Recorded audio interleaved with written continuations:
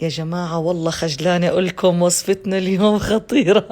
بس هي والله خطيرة. شوفوا ما أسهلها، حطيت كوبين مانجا، نص كوب سكر، كاستين حليب، رشة ملح، نص كوب نشا، وبس غلي وحطيت لهم معلقة صغيرة ليمون. بس هذه هي. حركتهم مع بعض وجبت القالب اللي بنعمل فيه الكيك المستطيل، رشيته بخة زيت وصبيت فيه البودنج على السريع. بعدين بسكوت ليدي فينجرز، غطسته بالعصير ورتبته على الثلاجة 6 ساعات. بعدين قلبتها زي ما تشوفين شكلها. هلا بدي اقلبها على السريع، بتنزل زي وزينتها بكريمة الجبنة.